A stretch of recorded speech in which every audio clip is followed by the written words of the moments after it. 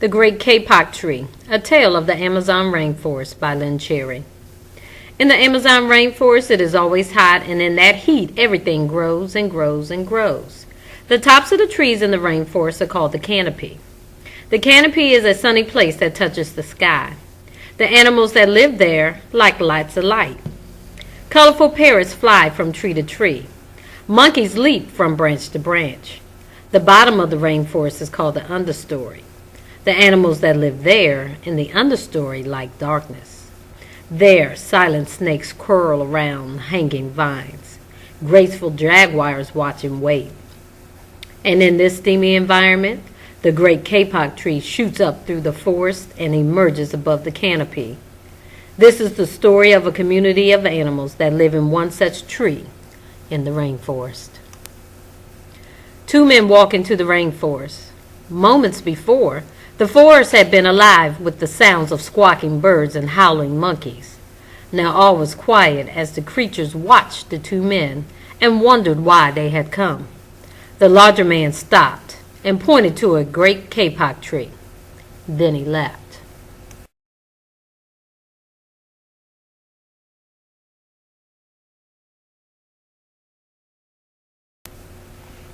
The smaller man took the axe he carried and struck the trunk of the tree. Whack, whack, whack. The sounds of the blows rang through the forest. The wood of the tree was very hard.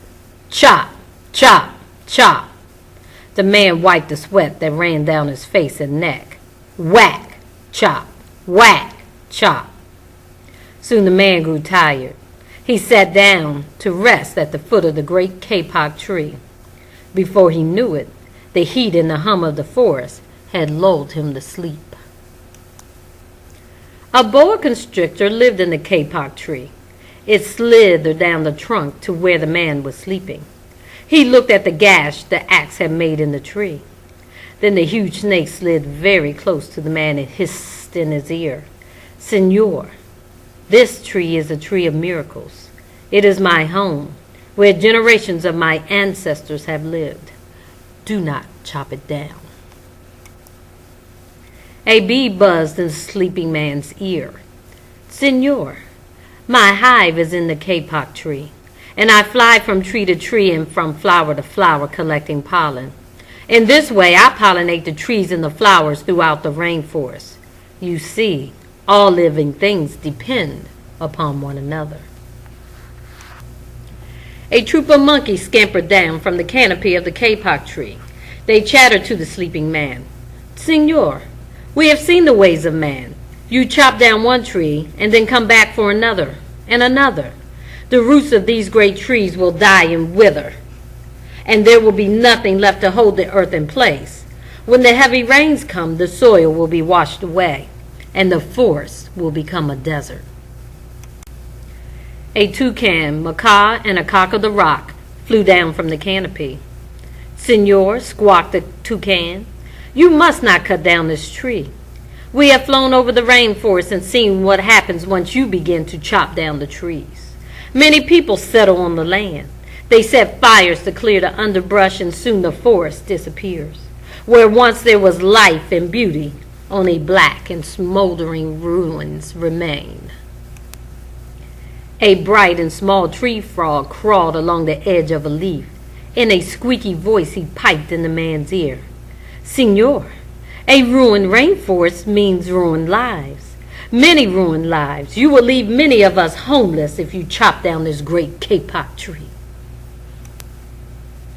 A jaguar had been sleeping along a branch in the middle of the tree. Because his spotted coat blended into the dappled light and shadows of the understory, no one had noticed him. Now he leapt down and padded silently over to the sleeping man. He growled in his ears, "Senor, the kapok tree is home to many birds and animals. If you cut it down, where will I find my dinner?" Four-tree porcupine swung down from branch to branch and whispered to the man, "Senor, do you know what we animals and humans need in order to live? Oxygen. And senor, do you know what trees produce? Oxygen.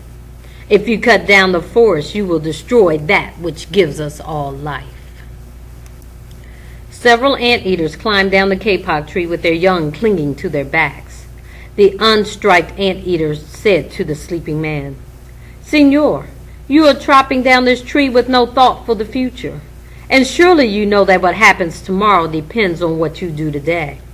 The big man tells you to chop down a beautiful tree. He does not think of his own children, who tomorrow must live in a world without trees." A three-toed sloth began climbing down from the canopy when the men first appeared. Only now did she reach the ground. Plodding ever so slowly over to the sleeping man, she spoke in her deep, lazy voice. "Senor, how much is beauty worth? Can you live without it? If you destroy the beauty of the rainforest, on what would you feast your eyes?"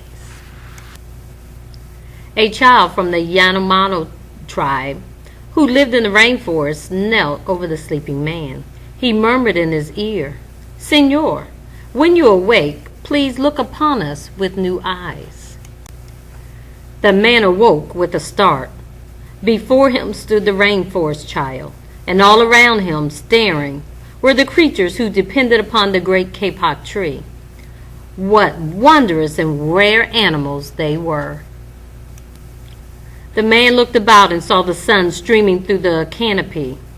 Spots of bright light glowed like jewels amidst the dark rainforest. Strange and beautiful plants seemed to dangle in the air, suspended from the Great Kapok Tree. This man smelled fragrant perfume of the flowers. He felt the steamy mist rising from the forest floor.